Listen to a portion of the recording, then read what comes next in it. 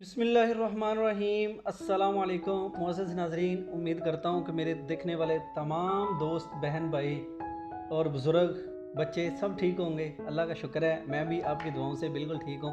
और आज एक और व्लॉग लेके मैं आपकी खिदमत में हाज़िर हो गई हूँ। तो बहुत से दोस्त ये कह रहे थे कि सॉरी कि हफ्सा प्लीज़ आप वीडियोस अपलोड नहीं कर रहे, तो आप वीडियोस अपलोड करें। जो है ना वो हम रात जब तक आपकी वीडियो देखें ना तो हमें नींद नहीं आती। तो बहुत शुक्रिया तमाम दोस्तों के प्यार का। यार कसम से जब ऐसे कमेंट आते हैं तो मैं ना फिर जज्बाती हो जाता हूँ, इमोशनल हो जाता हूँ कि इतने प्यार करने वाले भाई भी हैं हमारे। और माशाल्लाह जो लोग पहले दिन से हमारी वीडियोस देख रहे थे, मुझे बहुत खुशी है कि अभी तक भी वो हमारी वीडियोस देख रहे हैं और कमेंट्स करते हैं। तो माशाल्लाह ऐसे बहुत से नाम हैं कि जो सामने आते हैं, बहुत से दोस्त हैं। तो जो अमेरिका से भी, पाकिस्तान से भी, ख़ास तौर से इंडिया से, इन दिनों में माशाल्लाह इंडिया से बहुत ज़्यादा लोग जो हैं वो मुझे देख रहे हैं और प्यार कर रहे हैं, कमेंट्स भी करते हैं। तो इंडिया वालों का बहुत शुक्रिया। यार आवाम तो हम आपस में जो है ना वो हमारा तो प्यार मोहब्बत है, हम ठीक हैं। लेकिन ये ऊपर सियासी सतह पे जो मामलात हैं वो अल्लाह ताला उनको भी बेहतर करे और अल्लाह ताला हमें मुत्तहिद रहने की तौफीक दे। तो इंडिया वाले जितने भी भाई हैं बहुत शुक्रिया आपको। बांग्लादेश से देखते हैं, यूरोप से, सारी कंट्री से दोस्त देखते हैं। ख़ासतौर पाकिस्तान से ज़्यादा ट्रैफिक आती है यूट्यूब पे। तो माशाल्लाह मेरे तमाम हम वतनों का बहुत शुक्रिया, थैंक यू। अल्लाह ताला आपके प्यार को सलामत रखे और इसी तरह आप अपने भाई की वीडियोस देखते रहें। तो अरब से कंट्री जितने भी हैं, अरब कंट्री से माशाल्लाह सऊदीया, दुबई, कतर, ओमान, बहरीन, ये सारी कंट्री से भी देखते हैं भाई। तो जो वहाँ से भी देखते हैं तो आपका भी बहुत शुक्रिया, थैंक यू। तो अभी ना रिसेंटली आपको पता है कि मेरी सेहत थोड़ी सी ख़राब थी, तो जिसकी वजह से मैं वीडियोस प्रॉपर नहीं बनाई। तो अभी इंशाल्लाह फिर शुरू कर दी है मैंने, वीडियो आपके लिए शूट कर रहा हूँ। तो उसके लिए क्या है कि आप दोस्तों ने भी कहा कि आप सब बताएं कि आपकी रोज़मर्रा की ज़िंदगी क्या है। जो बंदा डैंकी लगा के जाता है अपने मुल्क से, तो वो क्या करता है आगे, उसके लिए जो है ना वो रहने सहने का क्या इंतज़ाम होता है, कागजात के बगैर जो है वो जॉब मिल जाती है या नहीं मिलती। तो आज मैं आपको अपनी रूटीन बताता हूँ। इंशाल्लाह इस पे तफसीली वीडियोस बनाया करेंगे। तो आपको मैं ये डिटेल बताता हूँ कि मैं रोज़ क्या करता हूँ। तो जनाब रात को लेट ही सोते हैं, क्योंकि सुबह जो है ना वो मैं जो जब उठता हूँ तो फिर अपनी पढ़ाई शुरू कर देता हूँ। कुछ मैं पढ़ रहा हूँ लैंग्वेज के हवाले से, और कुछ गाड़ी का लाइसेंस यहाँ पे लेना था उसके हवाले से पढ़ रहा हूँ। तो फिर जब सोते हैं तो सुबह के तकरीबन 12 या 11-12 बज जाते हैं जनाब, तब जाके उठना होता है।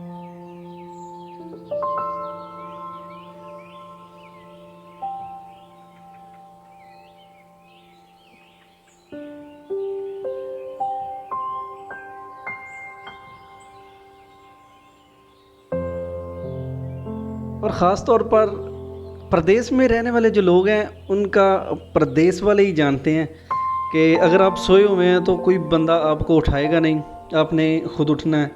आपने जॉब पे जाना है तो आपने खुद जाना है। किसी बंदे ने किसी को नहीं कहना कि यार उठ जाओ, नहा लो, मुँह हाथ धो लो, तुम्हारी जॉब का टाइम हो गया है तो जल्दी से तुम जो है ना वो तैयार हो जाओ।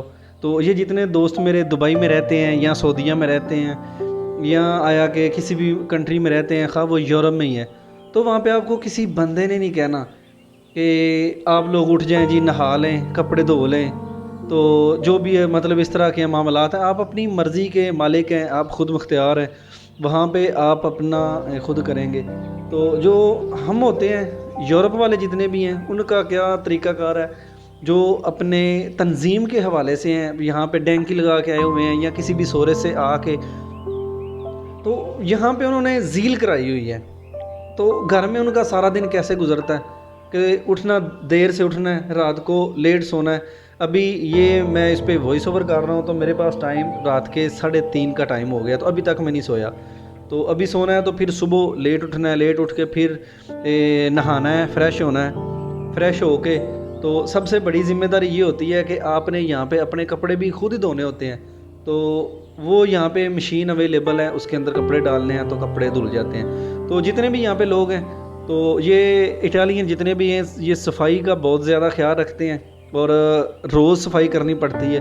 और जो वो कहते हैं जी खुद भी नहाया करें, अपने कपड़े भी रोज़ धोया करें, और कमरे जो हैं उसकी सेटिंग किया करें, जिस पे आप सोते हैं बिस्तर के ऊपर वो बिस्तर अपना तरतीब से रखें। मतलब कि प्रदेश जो है वो बंदे को सब कुछ सिखा देता है कि इधर आके आपने रहना कैसे है। घर में तो बंदा वालदैन के साथ रहता है, बहनें होती हैं, खाना पका पकाया मिल जाता है, बिस्तर रोज़ जो है ना वो साफ़ मिल जाता है, बिछा सोने के टाइम बिछा हुआ मिल जाता है, सो के उठते हैं अफसरों की तरह, तो वो जनाब वो क्लोज़ करके तो वो बहनें और माएँ जो हैं वो घरों में रख देती हैं। लेकिन प्रदेश में ये सब कुछ खुद करना पड़ता है। और ये जो तंजीमें हैं जिन्होंने पनाह दी होती है लोगों को, वो भी इस तरह करते हैं, वो घर वालों जैसा ही सलूक करते हैं। लेकिन वो कहते हैं जी आप अपना काम आपने खुद करना है, आप कमरे की सफाई करें, रोज़ कमरे के अंदर से झाड़ू लगाया करें, जिस तरह प्रोलियाँ आप कमरे में लगाया करें, क्योंकि ये कमरे आपके हैं, इनकी सफाई आपने करनी है।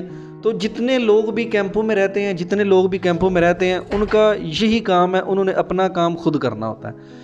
और जो भी बंदा है उसकी ज़िंदगी एक सर्कल करती होती है, मतलब कि उसने सुबह जो है वो देर से उठना है, रात को देर से सोना है, फिर अपने कमरे में सफाई करनी है, तो उसके बाद सफाई के बाद जनाब उसने फिर देखना है कि और कोई जो है वो ज़िम्मेदारियां क्या हैं, मतलब कि उसने आया कि सारे मामलात खुद हैंडल करने हैं। ये यूरोप में जितने लोग भी रहते हैं, अगर मेरी वीडियो कोई यूरोप में देख रहा है तो वो इस बात की कमेंट में ज़रूर तस्दीक करें कि मैं बिल्कुल सच बात कह रहा हूँ। और ऐसा ही होता है यूरोप के अंदर कि खा दुनिया के किसी भी कंट्री में हो, आपने अपनी सफाई का ख्याल, अपने कमरे की सफाई का ख्याल खुद रखना है, आपने अपने कपड़े खुद धोने हैं। और जिनके पास जॉब्स नहीं हैं, जॉबलेस हैं, और वो तंजीम के साथ रह रहे हैं, अपील वाले जिन्होंने यहाँ पे असाइलम किया हुआ है, उनका सारे दिन में कोई काम नहीं होता, सिर्फ मोबाइल देखना होता है और खाना खाना होता है और सोना होता है। तो उठ गए, खाना बना लिया, खाना बनाने के लिए फिर जनाब जब खाना बना लिया, थोड़ा सा मोबाइल देखा, सो गए। और ये हमारे घर का किचन है, ये हमारे घर का आप व्यूज़ देख रहे हैं। तो उसके बाद जनाब नहाने के बाद फ्रेश होकर फिर बंदे के ज़हन में आ जाता है कि यार मैं ना कुछ खा लूँ, कुछ बना लूँ।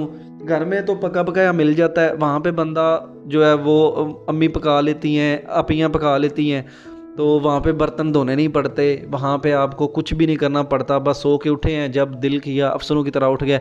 लेकिन मेरे भाई प्रदेश में आके यहाँ पे ख़ुद पकाना पड़ता है, आपको अपने पैसों से एक चीज़ें ख़रीद के लानी होती हैं। आप बेशक गोश्त ख़रीद के लेके आएँ, आप जो है वो सब्ज़ियाँ लेके आएँ, आप दालें लेके आएँ, वो आप थोड़ा पकाएँ, आप ज़्यादा पकाएँ, अपनी ज़रूरत के मुताबिक आपने करना है। यहाँ पे कोई बंदा वो इस तरह आपको कोई फोर्स नहीं करता। तो मेरी ट्रेन भी यही है, सुबह फिर उठ जाता हूँ, उठ के तो सबसे पहले जो है वो मैं अपना जो है ना वो सालन बना लेता हूँ। एक दिन बनाता हूँ तो उससे तकरीबन 1-2 दिन जो है वो मेरे निकल जाते हैं। कभी गोश्त बना लेते हैं, कभी जनाब दाल बना लेते हैं। तो यूरोप में ये सारा निज़ाम आपको मिल जाता है। पाकिस्तानी फ़ूड आपने खाना है, जो बंगाली हैं उनको बंगाली फ़ूड मिल जाता है, जो इंडियन है उनको इंडियन फ़ूड मिल जाता है, जो अफ्रीकी हैं उनको अफ्रीका का फ़ूड मिल जाता है। तो बर्तन जो हैं वो हमें यहाँ पे तंजीम देती है, और किचन जो है वो भी जिस घर में हम रहते हैं तंजीम के साथ, वो ही तंजीम किचन देती है। मतलब आपको ख़र्चा टोटली खाना पीना यहाँ पे वो उनका ही होता है, जो गवर्नमेंट इटालियन जिन्होंने हमें बना दी हुई है। तो घर में आपके साथ जो है वो तंजीम के अंदर पाकिस्तानी भी आपके घर में हो सकते हैं। मतलब अभी ये हमारा एक पोर्शन है घर का, तो इसमें हम 5 लोग रहते हैं, ऊपर वाले पोर्शन में 5 लोग रहते हैं, तो एक घर में हम 10 से 12 लोग रहते हैं। तो यहाँ से आपको पाकिस्तानी आटा भी मिल जाता है, ये मैदे टाइप आटा भी होता है, वो भी आपको मिल जाता है। तो जब मैं नया नया घर से निकला था तो मुझे बिल्कुल तरीका नहीं था कि आटा जो है उसको कैसे गूंदते हैं, रोटी के लिए आटा कैसे बनाना पड़ता है। मुझसे हमेशा आटे में पानी ज़्यादा जो है ना वो लग जाता था, और वो ऐसे बन जाता था जैसे इश्तिहारात लगाने वाली लेवी होती है। तो फिर आहिस्ता आहिस्ता काम किया और तरीका आ गया कि आटे को जो है वो कैसे बनाना है, क्योंकि अक्सर जो है वो घरों में जो ज़िम्मेदारी वाले घर होते हैं, तो मतलब कि वो घर से बाहर नहीं निकलते, मम्मी डैडी माहौल में होते हैं, तो नहीं पता होता इन चीज़ों का, खाना किस तरह बनाना है, आटा किस तरह बनाना है। पहले पहले मुझे भी बड़ी परेशानी थी। तो फिर जनाब प्याज काटने, तो उनका आंखों में पानी जाना, तो वो ऐसे आंसू बन के बाहर निकलना, खाना अपना बनाना। शुरू शुरू में बहुत सी मुश्किलात होती थी, इस तरह मुझे भी काफ़ी मुश्किलात का सामना करना पड़ा। और फिर आहिस्ता आहिस्ता अल्लाह ने चाहा तो 2 साल हो गए मुझे घर से निकले हुए, तो ये सारे जो रूटीन वर्क थे ये मैं साथ कर लेता था। तो मैं था, मेरे साथ 3 लड़के और पाकिस्तानी थे, वो अपना खाना बनाते थे, मैं अकेला था, मैं अपना खाना बनाता था। तो जो हमारे साथ अफ्रीकी लोग रहते थे वो अपना अफ्रीका कल्चर का माली उनके मुल्क का नाम है, मालदीप, माली, और ये इकट्ठे ही हैं कहीं। तो वो अपना खाना बनाते हैं, वो ज़्यादातर चावल ही खाते हैं, हम लोग ज़्यादातर गंदम खाते हैं। तो वो कहते हैं कि आप जो है ना खाते हैं गंदम आटे की रोटियां, आप मोटे हो जाएंगे, चावल खाया करें। तो वो पता नहीं क्या क्या बना के खाते रहते हैं, मतलब उनका खाना हमसे नहीं खाया जाता, लेकिन हमारा खाना जो हम बनाते हैं ना तो वो खा लेते हैं। काफ़ी दफ़ा मुझे कहते हैं कि यार आप ये हमें ना दिखाएं कि आप पाकिस्तानी खाना किस तरह खाते हैं, आप क्या करते हैं। तो फिर मैं भी बना लेता हूँ जब सालन और ये रोटी जब बना लेता हूँ। अभी ये मैंने वो बनाए थे परसों, मैंने लगाई हुई थी स्टोरी, आप सब दोस्तों ने देखी होगी, अभी भी लगी होगी, जिन्होंने नहीं देखा वो देख सकते हैं। कि वो कहते हैं जी हमें भी खिलाएं। तो खैर मैंने खरोड़े बनाए पाए थे, बड़े पाए थे, वो मैंने पकाए और बड़े मज़े से मैंने भी खाए और उन दोस्तों को भी मैंने खिलाए। तो वो तारीफ़ कर रहे थे, कह रहे थे कि यार माशाल्लाह आपने बहुत अच्छा खाना बनाया। तो यहाँ पे मेरे भाई सारा काम खुद करना पड़ता है। जो एक पनाह का मुबतलाशी है उसका सारा दिन ऐसे ही होता है। तो सुबह उठा है, फिर जनाब उसने खाना बनाया है, खाना बनाने के बाद उसने फिर खाना है। तो बस बाज़ औक़ात जब टाइम नहीं होता या टाइम नहीं स्पेंड हो रहा होता।